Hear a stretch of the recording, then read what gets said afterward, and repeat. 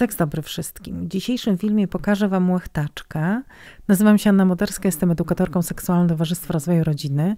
Od ponad 20 lat zajmuję się edukacją seksualną w ogóle, natomiast od 12, a nawet może trochę więcej, zajmuję się edukacją seksualną dorosłych, też w kontekście akcesoriów erotycznych, przyjemności erotycznej. Na tym kanale znajdziecie filmy wokół seksualności, wokół przyjemności. Przede wszystkim mam nadzieję, że są to wartości edukacyjne, ponieważ to jest jakby dla mnie jedna z ważniejszych wartości, jeśli chodzi o mówienie o seksualności w ogóle. Zawsze uważam, warto o niej mówić i zawsze uważam, warto się edukować. Natomiast dzisiaj będziemy rozmawiać, tak jak powiedziałam, o łechtaczce. Będziemy sobie o niej mówić, ale też będziemy mówić, i tu zapraszam Was serdecznie, żebyście poczekali do końca, bo na końcu zdradzę Wam technikę, jak taką łechtaczkę stymulować i co z nią robić skutecznego, żeby prawie zawsze, praktycznie zawsze zapewnić partnerce orgazm. Jest to bezpośrednio rada amerykańskiej, nieżyjącej już niestety edukatorki seksualnej, która ma miała długą historię edukacji seksualnej skierowanej do kobiet, edukacji masturbacyjnej. Betty Dodson uczyła kobiety od lat 70. o tym, jak się masturbować i jak mieć orgazmy. I oczywiście w wyniku tych nauk i przeprowadzenia tysięcy warsztatów z tysiącami kobiet wiedziała doskonale, jak zdecydowana większość kobiet prawie zawsze ma orgazmy. I o tym opowiem na samym końcu. Natomiast zacznijmy od tego właśnie, że mam Wam pokazać łechtaczkę. Ja już taki film mam na tym kanale, ale postanowiłam go nieco zaktualizować. Łechtaczka, zwykliśmy wyobrażać sobie, czy jakby rozumieć łechtaczkę jako taki mały narząd nad wejściem do pochwy. I nadal niektórzy sądzą, że to wszystko, co potrzebuję wiedzieć o łechtaczce. Niektórym się wydaje, że łechtaczka to jest taki guzik, przycisk, zaworek, którym się zwilża pochwę, to znaczy pogłaszczemy go, postymulujemy, może nawet poliżemy w czasie seksu oralnego, ale tylko do momentu, żeby partnerka była wilgotna i dość chętna do penetracji i to tyle, że później powinna nastąpić penetracja i powinien nastąpić orgazm w wyniku tejże penetracji. Powinniście się dowiedzieć, mam nadzieję, że to nie jest jakaś nowość, że to nie jest takie proste. Okazuje się, że orgazm jest w wyniku stymulacji łechtaczki, nabudowywania napięcia seksualnego i to napięcie seksualne w wyniku stymulacji łechtaczki naprawdę bardzo dynamicznie wzrasta i narasta i to jest najlepsza droga do pięknego orgazmu. Ta silikonowa łechtaczka jest łechtaczką o zbliżonych do naturalnych rozmiarach. Tak właśnie mniej więcej taki ma rozmiar łechtaczka. Ta część tutaj, ten mały dzióbek, to jest żołądź łechtaczki. To jest część, która zazwyczaj wystaje lekko bardziej lub mniej, może być większa lub mniejsza. To zależy od indywidualnych, różnych uwarunkowań osoby z tąże łechtaczką. Natomiast te pozostałe części to są wypustki łechtaczki, odnogi łechtaczki i opuszki przedsionka i to są takie części, są wokół wejścia do pochwy. Tworzy się taki rodzaj bramy i kiedy następuje penetracja pod odpowiednim kątem, odpowiednim tempie i rytmie, to ta łechtaczka też w trakcie jest cała poruszana i ona się też przesuwa w jedną i w drugą stronę, więc to jest de facto troszkę narząd kopulacyjny, to znaczy poruszanie rytmiczne łechtaczką, masowanie rytmiczne łechtaczki powoduje, że następuje bardzo gwałtowne narastanie podniecenia seksualnego, bardzo gwałtowne narastanie napięcia seksualnego i kiedy to napięcie seksualne osiąga pewne apogeum, następuje orgazm.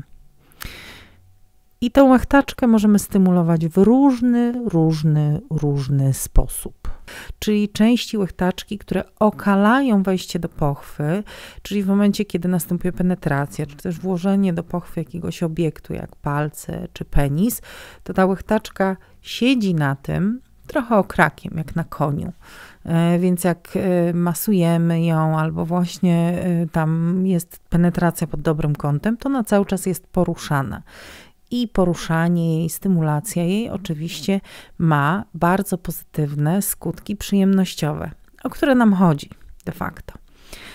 Łechtaczka jest narządem analogicznym do penisa. To nie jest żaden damski penis, natomiast łechtaczka jest stworzona dokładnie z tych samych tkanek historycznie, co penis. Oba te narządy w pewnym momencie rozwoju zarodka jakby rozdziela się, jeżeli to jest chromosom Y, następuje rozwój jednego narządu, jeżeli to jest chromosom X, drugiego. Oczywiście z uwzględnieniem różnych innych czynników, hormonów, jakichś tam genetycznych skłonności, tak, ale powiedzmy w tej normie takiej biologicznej będzie rozwijał się penis i z tych samych tkanek będzie rozwijać się łechtaczka. I teraz, w związku z tym, że to jest analogiczny narząd, on w pewnym sensie działa analogicznie. To znaczy, jest to ciało gąbczaste, które wypełnia się krwią w czasie stymulacji i w czasie podniecenia. Czyli jeżeli jest łechtaczka stymulowana, ona wypełni się krwią, będzie większa, będzie się też poruszać w środku, więc czasem jest tak, że w czasie podniecenia ona sztywnieje i trochę znika ta część zewnętrzna u niektórych kobiet, ale czuć ją pod palcami. Czuć powiększony trzon łechtaczki, czuć, że ona jest powiększona. Podobnie czuć w obszarze punktu G, czuć wybruszenie od spodu, bo tam też wszystko wypełnia się krwią, jeśli jest, warunek jest taki, jeśli faktycznie jest podniecenie. I taka łechtaczka stymulowana dalej, analogicznie do penisa, rytmicznie, w tempie i rytmie takim, który odpowiada jej właścicielce, zapewnia szczytowanie, czy doprowadza do szczytowania. Z tego właśnie powodu łechtaczka nie jest narządem, który możemy sobie pominąć, na którym nie potrzebujemy się skupiać, który możemy tam gdzieś zostawić na boku. Oczywiście wszystkie czynniki typu nastrój, to co jest w głowie, chęci i ogólna przyjemność płynącą z pieszczot całego ciała dokładają się do przyjemności, zwiększają szanse na przyjemność i zdecydowanie poprawiają szanse na orgazmiczność. Natomiast to nie jest tak, że pomijając łechtaczkę, łatwo będzie nam przeżyć orgazm, ponieważ łechtaczka jest tym narządem, który stymulowany doprowadza nas do orgazmu. I czy my go będziemy stymulować na zewnątrz, czy my go będziemy stymulować przez pochwę, to już zależy od naszych umiejętności, inwencji i też przyzwyczajeń, co nam pasuje, co nam odpowiada, czy to jest coś, co chcemy, żeby się działo i wtedy właśnie przeżywamy orgazm, czy nie, czy potrzebujemy czegoś innego. Więc z tego względu to jest tak ważne. Ja czasem się zastanawiam, jak słyszę albo czytam, że nie ma co się skupiać na tym, że trzeba skupiać się na całości. Absolutnie tak. Trzeba skupić się na całości i niezmiernie ważna jest całość aktywności, którą wykonujemy, czy też robimy w czasie zbliżeń. Natomiast jest pewna pułapka w takim przekonaniu, że u kobiet to nie jest najważniejsze, skupienie się na narządach i na stymulacji tych narządów nie jest najważniejsze i nie powinniśmy tego robić. Pułapka polega na tym, że bagatelizujemy wagę tej techniki i ważność tych pieszczot.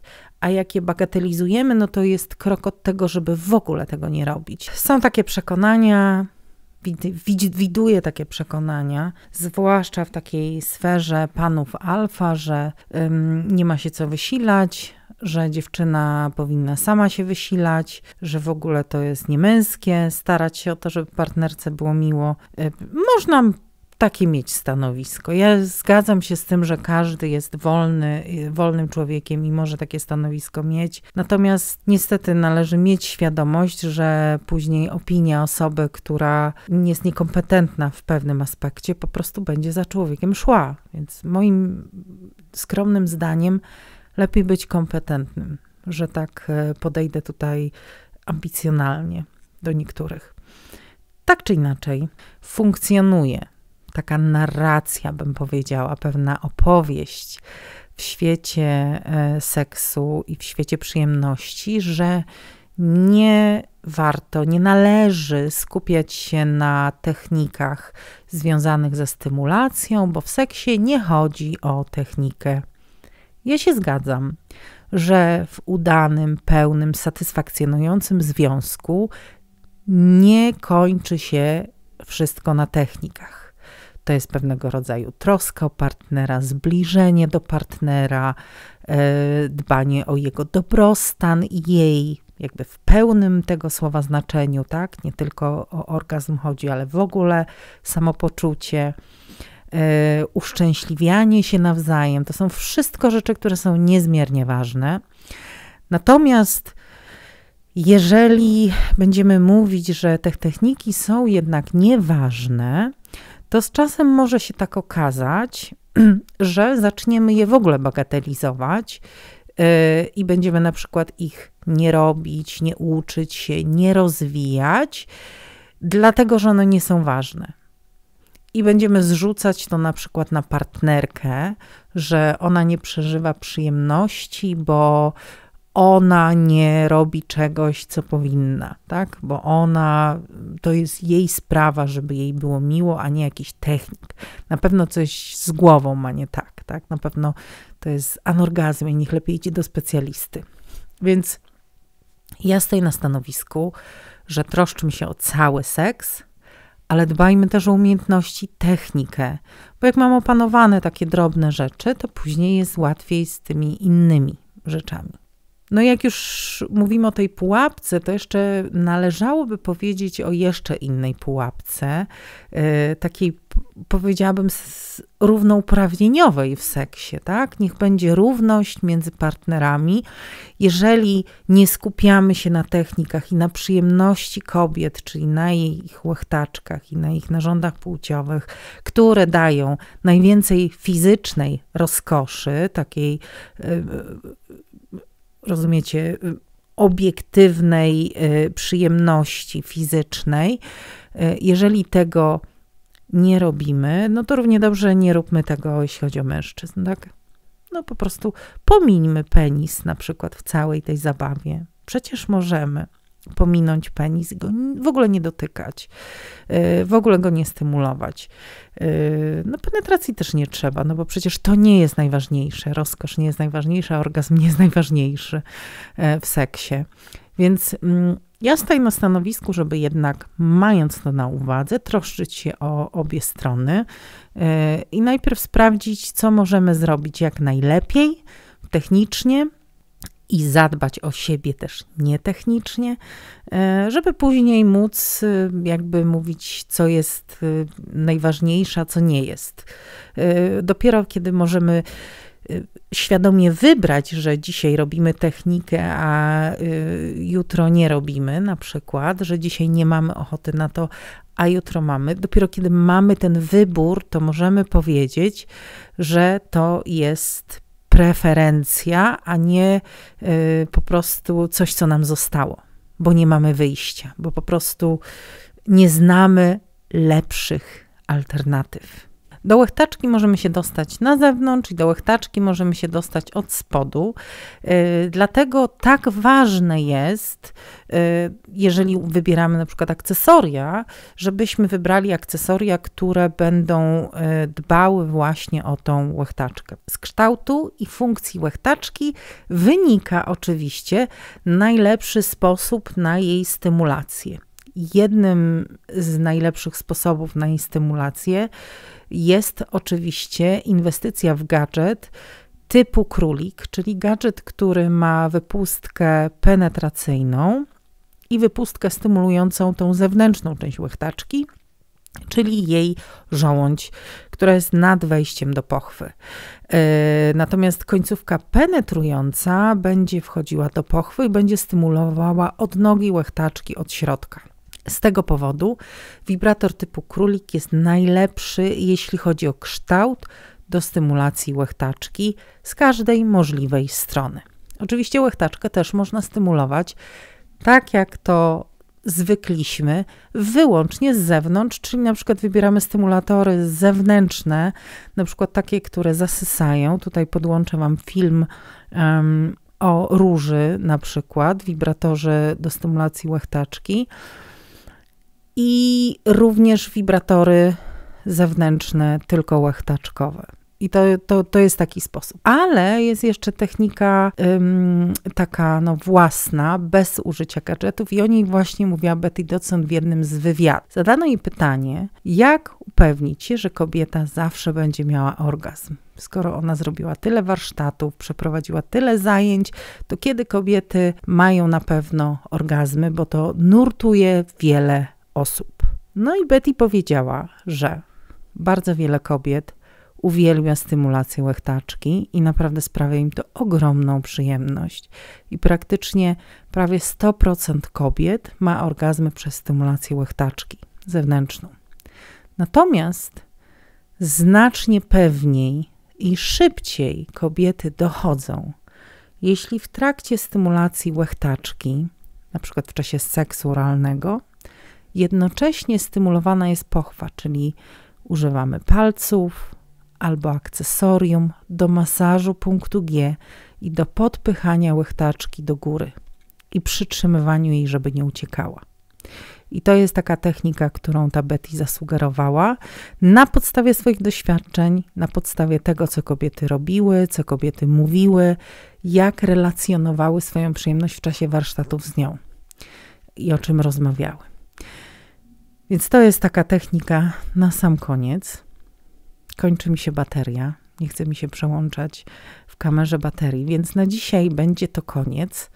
Mam nadzieję, że ten film będzie pomocny dla wielu z Was, ponieważ zauważyłam, że więcej mężczyzn ogląda kanał na YouTubie, coś zabawne, ponieważ warsztaty i spotkania częściej prowadzę z kobietami i kobiety często narzekają, że mężczyźni powinni chodzić na te warsztaty z nimi, więc dość zabawne to jest, bo mam wrażenie, że spotykam się z kobietami na warsztatach, a potem ich partnerzy być może oglądają te filmy i być może się czegoś też dowiadują po cichu i oni się gdzieś tam spotykają. Dlatego te filmy często kieruję bardziej do mężczyzn, w niektórych momentach mówiąc o pewnych takich oczywistościach.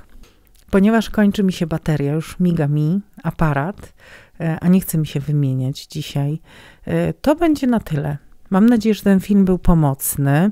Mam nadzieję, że wyjaśniłam kwestie związane z łechtaczką i mam nadzieję, że będzie to przydatne dla Was w Waszych przygodach, eksploracjach Waszej seksualności i eksploracjach seksualnych z Waszymi partnerami i partnerkami. Zapraszam Was do subskrybowania i zapraszam Was do zaznaczenia obserwacji, to znaczy, żeby dostawać powiadomienia z tego kanału, bo to, że się subskrybuje, nie znaczy, że powiadomienia będą przychodzić. Także proszę to koniecznie zaznaczyć. Będzie super, jak zostawicie jakiś komentarz, jak polubicie ten film. No i do następnego. Zobaczcie moją łechtaczkę. Na pewno większość z Was złapała się na ten haczyk i myślała, że będzie tutaj coś pokazywane. No ludzie, jesteście na YouTubie, tu się nic nie pokazuje, tu się opowiada. O.